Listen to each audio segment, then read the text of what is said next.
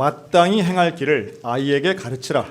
그리하면 늙어도 그것을 떠나지 아니하리라. 오늘은 마땅히 행할 길이란 제목으로 함께 말씀을 나누겠습니다. 오늘은 어린이 주일입니다. 매년 5월 첫 번째 주일은 어린이 주일이지만 올해만큼은 참 더 특별한 것 같습니다. 어린이와 함께하고 또 우리 주일학교 학생들하고 이렇게 만날 수 있고 얼굴을 대할 수 있는 게 얼마나 귀한 일인가를 정말 새롭게 깨닫고 있는데요. 우리 교회의 다음 세대가 하나님 앞에 평생토록 쓰임받기를 주의 이름으로 축복합니다. 오늘 본문 잠언 22장은 참 유명하죠. 마땅히 행할 길을 아이에게 가르치라고 당부하고 있습니다. 아주 짧은 구절인데 우리 모두가 대부분 알고 있습니다. 그런데 이 짧은 구절 안에서 우리는 교육의 목적, 또 교육의 방법, 그리고 교육의 목표까지 그 내용과 목표에 대해서 좀 묵상해 볼 수 있겠다 하는 생각이 듭니다. 먼저 무엇을 가르칠 것인가? 이 부분에서 성경은 명확하게 말합니다. 마땅히 행할 길을 가르쳐라. 이 마땅하다라고 하는 것은 너무도 당연하고 안 하면 안 되는 일이고 우리가 당연히 해야 할 그 일을 가르치라는 거예요. 이 부분에서 우리가 좀 가치관의 차이가 있습니다. 어떤 사람은 남보다 앞서야 된다, 커야 된다 이런 어떤 가치관을 가질 수도 있는데요. 이 마땅히 행할 길이 과연 무엇인가? 성경에서 한 율법사가 마태복음 22장에 보면 예수님에게 이런 질문을 하죠.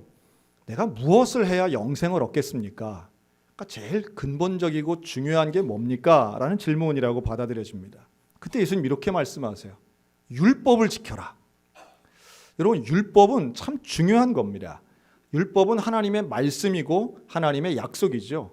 그 율법을 가르치는 것, 구약성경 전체가 우리에게 주시는 교훈이고 예수님도 우리에게 율법을 가르쳐야 된다, 율법을 지켜야 된다 이렇게 말씀하세요. 그랬더니 율법사가 이렇게 말합니다. 우리가 지켜야 할 그 율법은 무엇입니까? 하나님의 율법이 뭡니까? 그때 예수님이 이렇게 답변을 합니다. 내 하나님 여호와를 사랑하고 내 이웃을 내 몸과 같이 사랑해라. 즉 하나님 사랑, 이웃 사랑, 이것이 예수님이 정리하신 율법 지키는 방법입니다. 그러니까 우리가 마땅히 행할 길이라고 하는 걸 다른 말로 하면 하나님을 사랑하고 이웃을 사랑하는 일이다 이렇게 정리할 수 있어요. 그러니까 우리가 자녀나 혹은 주일학교 학생이나 다음 세대나 우리 이웃들을 가르칠 때에 다른 것이 아닌 하나님 사랑, 이웃 사랑에 집중해서 가르치면 온전한 그리스도인의 교육이 될 줄로 믿습니다. 자, 그러면 하나님 사랑하는 거 어떻게 가르치나요? 하나님 사랑의 핵심은 예배를 드리는 것이다 라고 볼 수 있는데 이렇게 한번 권면하고 싶습니다. 사랑하는 성도 여러분, 하나님 앞에 예배드림이 기쁨 되시기를 축원합니다. 하나님께 예배드리는 게 기뻐야 되는 거예요. 하나님 사랑하는데 하나님 만나러 가는 이 예배 자리에 오는 게 기쁘고 와서 앉아 있으면 기대감이 있고 예배드리는 자체도 우리에게는 감격을 경험해야 되는데 이것이 우리의 자녀들에게 잘 전수됐으면 좋겠다라는 게 저의 소원입니다. 어떻게 하면 예배드림의 기쁨을 우리 아이들이 경험하게 할 수 있을까?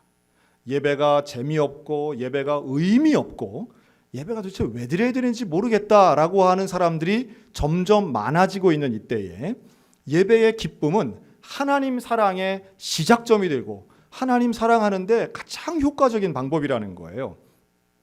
그래서 전 두 가지를 제안하고 싶어요. 하나님 사랑하는데 예배 생활에서 우리 두 가지 한번 따라할까요? 주일 성수, 헌금 생활. 교회 오면 맨날 듣는 소리지 이렇게 생각할지 몰라요. 그런데 주일 성수는 사실 지금은 온라인 예배, 오프라인 예배, 가정 예배, 회중 예배 이런 거 여러 가지로 얘기할 수 있겠으나 주일날 예배당에 모여서 하는 이 주일 성수의 개념은 예배의 감격을 누리는 데 있어서 우리에게 참 소중한 것입니다. 그러니까 주일 하루 빠지면 지옥 간다 이런 얘기 절대 아니에요. 하지만 예배당에 나와서 주일날 예배를 드리는 것은 예배의 감격을 누리고 하나님을 사랑하는 데 참 중요한 핵심적 사항이라고 말할 수 있습니다. 하나 더 보탠다면 헌금 생활이 좀 비슷해요. 헌금은 내가 가지고 있는 소유를 내 것이 아니라 하나님의 것입니다라고 드리는 행위잖아요. 헌금은 교회 재정 채우려고 드리는 게 아니라 하나님 앞에 드리는 나의 신앙 고백인 겁니다. 그래서 이 두 가지를 우리가 이렇게 한번 세련되게 말하면, 예배당 나가는 거 어떤 부모들은 그래, 난 너한테 강요하지 않겠다. 네 마음에 감동이 되면 가라. 헌금도 강요하지 않겠다. 네가 하고 싶을 때 해라. 이런 부모들이 있어요. 상당히 합리적으로 보이고 세련돼 보입니다. 그렇다면 그 부모에게 이렇게 질문하고 싶습니다. 너는 학교 가고 싶을 때만 가고 가기 싫으면 가지 마라. 학교에 가서도 네 마음에 감동이 일어날 때만 선생님 말씀을 듣고 수업에 참여하고, 하기 싫고 감동이 없으면 때려치고 나와라. 여러분, 이렇게 말하는 부모가 있습니까? 그렇지 않아요. 우리에게 있어서 경건에 이르는 훈련과 연습이 상당히 중요한데요. 그것의 기본이 주일을 성수하고 헌금 생활을 의무적으로 그런 마음을 가지고 하는 것입니다. 그러다 보면 하나님이 주시는 예배의 감격을 누릴 수 있게 되기 때문에 우리는 예배의 소중함, 예배 자리의 소중함에 대해서 가르치고 그 본을 보여야 할 의무가 있는 사람들이다, 이렇게 말씀드리고 싶어요. 그러니까 자녀들에게 우리 본인 스스로가 부모 입장에서는 예배당 가는 것이 기뻐야 되는데, 그렇잖아요. 어린 자녀들에게 신앙의 본을 보여야 되는데 그게 안 되면 그 가정에 있어서의 영적인 질서나 또는 영적인 흐름이나 영적 유산이 물려지기가 쉽지 않다라고 하는 겁니다. 여러분, 우리 모두에게 예배의 감격이 회복되기를 주의 이름으로 축원합니다. 주일을 성수하고 하나님 앞에 헌금 생활이 기쁘고 감사하고 영광 되시기를 주님의 이름으로 축원합니다. 하나님 사랑이 그렇다면 이웃 사랑은 역시 이것 못지않게 중요한 부분입니다. 예배당 안에서 우리가 하나님 사랑을 경험한다면 예배당 밖에서는 이웃 사랑을 실천해야만 되는 겁니다. 제가 오늘 설교를 준비하면서 우리 한국 교회가 자랑하는 세 분의 공통점 하나를 찾아냈습니다. 유관순 열사, 손양원 목사님, 그리고 한경직 목사님. 여러분, 이 세 명의 공통점이 뭔지 아십니까? 이 세 분은 다 1902년생 동갑내기입니다. 물론 다 그리스도인들이죠. 그런데 우리 기억에 이 세 분은 좀 다 달라요. 뭐가 다르냐 하면 유관순 열사는 18살에 죽었거든요. 항상 소녀입니다. 손양원 목사님은 48살에 돌아가셨어요. 항상 중년의 목사님입니다. 한경직 목사님은 98살에 돌아가셨어요. 항상 할아버지예요. 신기하죠? 팔자로 끝나는 게 대단하다는 건 아니에요. 우연의 일치입니다. 자, 그런데 이 세 분은 하나같이 나라와 민족을 사랑하셨고, 또한 한국 개신교사에 상당히 중요한 족적들을 남기셨습니다. 유관순 열사야 만세운동한 정말 그 소녀의 몸으로 이 3.1운동을 이끌었던 이 애국지사의 모습이고요. 손양원 목사님은 사랑의 원자탄이라는 별명을 가지고 있죠. 1948년도에 여수 순천 지역의 여순 사건이라고 하죠. 그래서 이 좌익분자에 의해서 사랑하는 아들 동신동이 두 아들이 그 자리에서 죽임을 당합니다. 자신의 사랑하는 아들, 고등학생, 중학생이었던 이 똑똑한 두 아들 죽인 범인을 자신의 수양 아들로 삼아 원수를 사랑하라는 말씀을 나는 지켜야 된다. 이래서 사랑의 원자탄, 이 손양원 목사님의 그 일대기는 많은 사람들이 감동을 주는 그런 이야기죠. 그리고 50년에 한국전쟁이 나던 해에 돌아가십니다. 순교하셨어요. 반면 한경직 목사님은 98세 사시면서 미국 유학도 갔다 오시고 총회장도 하시고 템플턴상이라고 하는 국제적 권위의 기독 인권상까지 받으신 분입니다. 그래서 많은 우리 개신교인들이 제일 존경하는 분 이렇게 하면 한경직 목사님이 항상 꼽히곤 하죠. 여러분, 세상의 눈으로 본다면 오래 살고 누릴 거 다 누리신 것 같아 보이는 한경직 목사님의 삶이 좀 대단해 보이고 부러울 수도 있겠으나 하나님의 시각으로 본다면 18살에 죽건 48살에 죽건 98세에 죽건 결국은 마땅히 행할 길을 가는 그 인생이 참으로 존귀한 인생이고 하나님께 영광된 인생인 줄로 믿습니다. 이분들은 다 나라와 민족을 사랑했어요. 우리 개신교회가 자랑하는 믿음의 선배들은 이웃 사랑하는 데 목숨을 걸었던 사람들이에요. 나라와 민족을 위해서 맨 앞장서 선구자적인 역할을 했던 분들이죠. 여러분, 마땅히 행할 길을 우리의 후손들에게 가르쳐주는 그 의무는 이런 위대한 선배들뿐만 아니라 오늘 우리들 가운데도 동일하게 주어졌다고 믿습니다. 그런 면에서 하나님을 사랑하는 우리가 이웃을 사랑하고 이웃에게 좋은 본을 보임으로 우리의 후대들이 하나님의 진리 앞으로 인도함 받도록 가르치는 것, 우리 모두의 사명입니다. 최근에 우리 한국 사회를 아주 그냥 발칵 뒤집어 놓은 사건이 있습니다. 소위 말해 N번방 사건이라는 건데요. 이 독일에서 나온 SNS, 텔레그램이라고 하는 아주 보안성이 강력한 이 SNS 상에서 이루어진 끔찍한 사고입니다. 오늘 오신 분들 중엔 N번방 사건 잘 모른다 이런 분 계실지 모르는데요. 모를수록 축복입니다. 이거는 깊이 알면 알수록 뭔가 좀 이상한 거예요. 나는 그거 어떻게 들어가는지 알아요. 뭐 이런 분은 일단 더 기도하고 이따가 저한테 안수받고 가셔야 됩니다. 그런데 이 N번방 사건이 우리 한국 사회에 준 큰 충격이 있습니다. 사실 어느 정도는 예상했던 것이지만 무엇보다 그 사건의 악랄함에, 그 잔혹함에 온 국민이 분노했습니다. 우리가 생각하는 무슨 야한 동영상 정도가 아니에요. 소위 말해 성착취 동영상이라고 하는 것은 그 피해자의 인격, 피해자의 미래, 인생 자체를 아주 파괴할 만한 그런 악랄하고 나쁜 일들입니다. 음란함을 넘어서는 아주 악함이 있다 이렇게 표현하고 싶고요. 성착취 동영상이란 표현은 정확하긴 하지만 그 충격과 악함을 다 담아내기에는 오히려 표현이 좀 부족하다 하는 생각이 들 정도입니다. 그런데 제가 주목하는 건 두 가지인데요. 첫째는 이 가해자들이 너무 젊은 거예요. 주범이 잡혔습니다. 주범을 잡고 보니 1995년생 25살짜리예요. 종범들이 줄줄이 잡힙니다.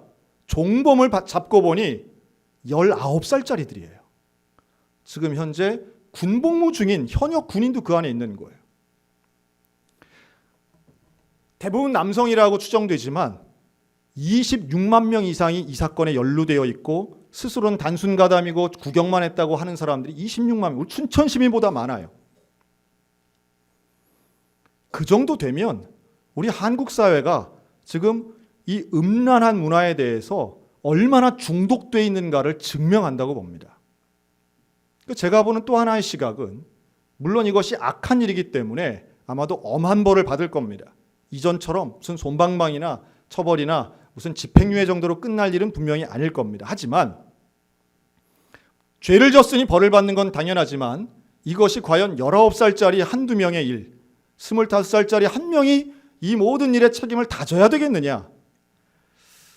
저는 그런 부분에서 어떻게 19살짜리가 저런 악한 일에 지속적으로 오랫동안 저렇게까지 할 수 있었을까라고 할 때에 우리 한국 사회에 있는 깊이 뿌리 박히고 만연되어 있는 음란한 문화를 지적하지 않을 수가 없어요. 이들은 음란한 문화에 대해서 관대한 환경에서 살아온 겁니다.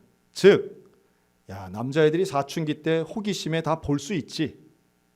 또 지금 그런 음란한 동영상을 여러분 몇 살 때부터 본다고 생각하십니까? 물론 성착취 동영상과 포르노는 조금 다를 수는 있습니다. 하지만 근본적 의미에선 사실 같은 뿌리에서 나오는 거예요. 여러분 초등학생들도요, 카카오톡을 통해서 동영상 얼마든지 볼 수 있습니다. 과거에는 어디를 가서 뭔가 돈을 주고 사오고 은밀한 데 가서 뭘 해야만 볼 수 있었다면, 21세기 초반만 해도 컴퓨터를 통해서만 보았다면 이제는 언제 어디서나 자기 방에서 스마트폰을 가지고 뭐든 볼 수 있는 시대예요. 그런데 왜 이런 문화에 이렇게 관대할까요? 왜 이렇게 어린아이부터 여기에 폭넓게 중독되어 있을까요? 저는 이렇게 도전해 드리고 싶습니다. 이 아이들이 본 바에 따르면 내 친구들도 다 보고 우리 아버지도 보고 선생님도 보고 회사에 가면 직장 동료도 보고 있고 소위 말해 안 보는 사람 못 봤다예요. 연예인도 보고 방송에 나오는 사람도 보고 사회 유명인사도 보고 안 보는 사람 못 봤다. 제가 질문 드립니다. 여기 오늘 오신 분들, 여러분들의 컴퓨터와 여러분들의 스마트폰은 정결하십니까? 여러분들의 외장 하드에는 내 자식과 함께 볼 수 없는 것이 있습니까? 없습니까? 여러분, 이 문제를 한국 사회가, 우리 개신교인들이 여기에 대해서 정결성을 본을 보이지 못하면 똑같은 겁니다. 이미 많은 통계가 여기에 대해서 말하고 있어요. 미국의 통계이긴 하지만 미국의 포르노를 많이 보는 사람들, 누가 더 많이 보느냐라고 할 때 보수 기독교인들이 더 많이 본다는 통계들이 많이 나와 있어요. 겉으로는 그럴듯한데, 겉으로는 정결한데 음란한 문화를 중독의 수준에 가깝게 탐닉하고 있고, 여성을 도구화하고 성인지 감수성은 형편없고, 이런 음란한 문화를 마치 아무렇지도 않은 당연한 것인 양 생각하고 있는 지점, 여러분, 거기에서부터 괴물들이 나오는 겁니다. 이 문제 우리 어떻게 해야 되나요? 우리의 자녀들, 이제 앞으로는 지금 10대가 아니라 더 어린 아이들까지도 이 부분에 있어서 지금 이미 나오고 있지 않습니까? 초등학교 저학년들도 포르노 흉내를 내고 있는 시대예요. 우리는 다음 세대 자녀들을 위해서라도 우리의 행동과 말과 습관을 고쳐야만 합니다. 하나님이 원하시는 바 정결하고 거룩한 삶을 살아가는데 우리가 본을 보이고 하나님 사랑, 이웃 사랑의 이 중요한 마땅히 행할 길을 사람들에게, 자녀들에게 본을 보여야 하는 사명이 있다라고 하는 말씀이에요. 물론 이렇게도 질문할 수 있겠죠. 본을 보인다고 해서 다 교육의 효과가 생기느냐? 이게요. 제가 30대 중반부터 우리 교단에 이 교육에 관련된 세미나 강사를 제가 다닌 적이 있습니다. BCM을 처음 시작할 때도 제가 교회에서 하기도 했지만, 그때 저는 지금 생각해보면 너무 당당하게 이렇게 하면 자녀가 이렇게 됩니다 라고 하는 아주 너무 뻔뻔한 강의를 많이 했던 것 같아요. 왜냐하면 자녀가 어렸으니까. 자녀가 어리면요, 그러한 공식에 대해서 당연히 그런 줄 압니다. 좋은 거 먹이면 건강해지고, 좋은 거 들려주면 정신이 온전해지고, 좋은 본을 보여주면 잘 자라겠지라고 생각하는 이 합리적인 생각을 애가 어릴 때까지는 다 합니다. 그러나 인생 그렇지 않습니다. 아무리 좋은 거 보여주고 아무리 좋은 거 들려줘도 이것을 좋은 걸 좋은 것으로 받아들이지 않으면 아무런 효과가 없는 것처럼 보이는 인생들도 많더라는 거예요. 여러분, 그래서 부모들이 겸손해야 됩니다. 부모가 잘하면 자식이 잘 되겠지. 이게 합리적인 생각이고 논리적인 생각이지만 인간관계 꼭 논리로 되는 것은 아니라는 말씀이에요. 그렇다면 노력 안 해야 되느냐? 아니에요. 그래도 해야 돼요. 왜냐하면 가장 효과 있는 교육에 근접한 방법은 본을 보이는 것, 바로 그것이기 때문입니다. 그리고 내가 할 수 있는 최선의 본을 보이면서 눈물로 기도해야지요. 하나님, 저 영혼을 불쌍히 여겨주셔서 좋은 것이 좋게 보여지게 하여 주시옵소서. 주님 앞으로 나오게 하시옵소서. 사람이 다른 사람을 변화 못 시킵니다. 하지만 하나님은 능히 하실 수 있는 분인 줄로 믿으시기 바랍니다. 그래서 기도하는 거예요. 사람이 할 수 있다면 우리가 왜 예수님 믿겠어요? 사람이 할 수 없기 때문이죠. 잘 안 되기 때문에. 운 좋은 부모님들이 있습니다. 말 한마디만 하면 척척 듣고 말 안 해도 듣는 아이들이 간혹 있습니다. 그러면 그런 부모님들이 교만하게 얘기하죠. 왜 혼을 내? 왜 소리를 쳐? 왜 야단을 쳐? 애들이 얼마나 알아서 하는데 애들을 믿어줘야 돼. 신뢰해야 돼. 알아서 던져주면 잘 커. 여러분, 그런 말에 조언에 도움은 되실지 모르지만 그게 다가 아니라는 거 아마도 자녀 키우신 분들 다 아실 겁니다. 부모가 무능합니다. 인간의 힘이 한계가 있습니다. 하지만 능력 있으신 하나님께 우리가 맡길 수 있는 것은 내가 최선을 다하고 끝까지 노력하면서 하나님 앞에 눈물로 기도하면 결국 마땅히 행할 길을 가르치면 늙어서도 떠나지 않을 것이라고 하시는 약속이 있기에 시간을 통해 역사를 통해 일하시는 그 하나님을 믿기 때문에 우리는 이 세상 떠나는 날까지 끝까지 기도할 수 있는 줄로 믿습니다. 제가 아까 소개했던 세 분 중에 한 분을 좀 집중해서 봅니다. 그분은 손양원 목사님입니다. 여러분, 이 손양원 목사님이 아까 말씀드린 대로 아들 둘을 죽게 만든 그 범인이 이름이 안재선입니다. 이 안재선을 자기 아들로 맞아들여요. 큰아들하고 나이가 비슷했어요. 1950년 손양원 목사님이 돌아가실 때에, 순교할 때에 그 상가를, 그 빈소를 맞상주처럼 지켰던 사람이 바로 이 안재선이었습니다. 그는 자기 이름을 손재선이라고도 말했어요. 그런데 손양원 목사님이 돌아가시기 전에 이 안재선에게 뭐라고 얘기했냐면, 너 신학교 가라. 너 목사 되라. 우리 큰아들이 목사 됐으면 좋았을 텐데 안 됐으니까 너 목사 되라. 그렇게 얘기하고 돌아가셨어요. 안재선은 손양원 목사님의 말씀을 받들고 신학교에 갑니다. 하지만 그는 목사가 되지는 못했습니다. 그는 우연의 일치가 또 한 번 나오는데요. 손양원 목사님이 돌아가실 때의 나이와 똑같은 48살 때 암으로 죽습니다. 그가 죽을 때 아들이 있었어요. 본인의 이름과 비슷한 안경선이라는 아들이 있었습니다. 암투병을 하면서 아들 안경선에게 유언처럼 이렇게 말했습니다. 내가 너한테 부탁이 하나 있는데 내가 못한 일을 너에게 좀 부탁했으면 좋겠다. 너 신학교 가서 목사가 됐으면 좋겠다. 그리고 이 아들 안경선에게 유산처럼 책 한 권을 남겨주고 이 안재선이 죽습니다. 그 책의 이름이 사랑의 원자탄 손양원 편이었습니다. 그때까지 안재선의 아들 안경선은 손양원 목사님과 자기 아버지와의 관계를 전혀 몰랐어요. 18살 이 안경선은 아버지의 말과 그 책을 보고 충격을 받습니다. 아니, 우리 아버지가 이런 가해자, 이런 살인자였단 말인가? 무뚝뚝하긴 했어도 이 정도는 아니었다. 큰 신앙에 방황을 합니다. 그러나 하나님의 은혜로 그는 예수를 만나게 되고 결국 신학교에 입학하게 됩니다. 목사 안수를 받고 정말 목사가 됩니다. 이 안경선 목사님은 목사님이 되어서도 자신이 안재선의 아들이고 손양원의 손잡벌 된다는 사실을 누구에게도 얘기하지 않습니다. 스스로에겐 이것이 늘 부담이고 짐이었다고 고백합니다. 그런데요, 놀라운 건 손양원 기념회에서 그를 찾습니다. 처음엔 안재선을 찾았죠. 그런데 그가 죽었으니 그의 아들을 찾아옵니다. 그리고 초청을 합니다. 어디로 초청을 하느냐면 애양원으로 초청을 합니다. 이 애양원은 손양원 목사님이 나환자들을 돕기 위해서 만든 기관입니다.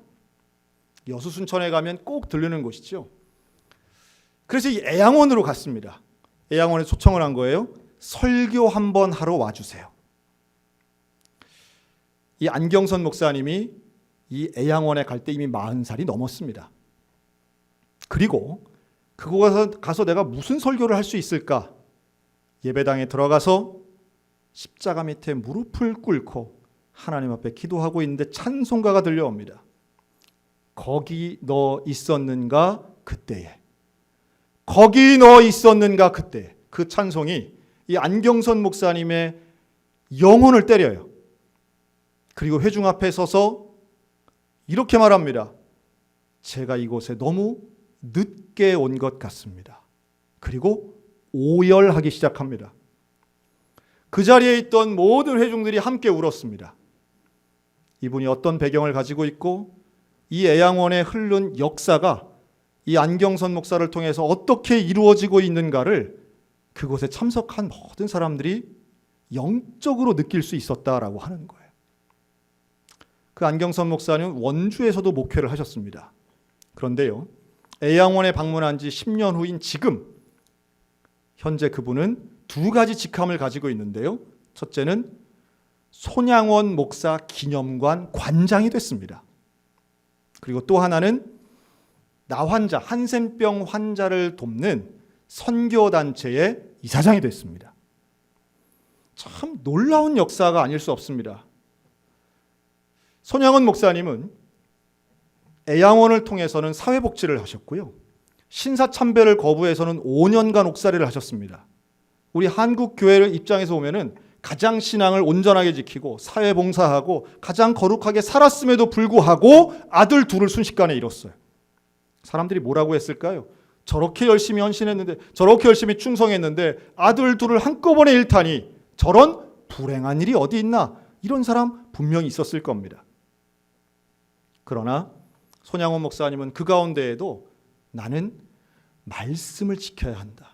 원수를 사랑하라는 말씀을 내가 지켜야 한다라고 이야기하며 아들 죽인 안재선을 용서하고 아들로 받아들였더니 손 목사님은 볼 수 없었지만 안재선 전도사님도 볼 수 없었지만 그 후손인 안경선 목사님이 지금 이 위대한 역사에 대해 간증을 하고 하나님이 시간 속에 어떻게 일하시는가를 우리에게 증명해 주고 계십니다.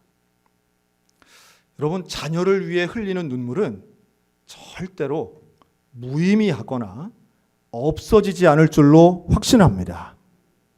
우리가 어떤 상황에서는 믿음의 길을 떠난 것 같아 보일 때가 분명히 있어요. 하지만 포기하지 않고 하나님 앞에 기도하며 마땅히 행할 길을 행하는 부모라면 결국 그 자녀는, 결국 그 자손은 하나님 앞에 영광을 돌리는 거룩한 길, 온전한 길, 구원의 길로 돌아오게 될 줄로 믿습니다.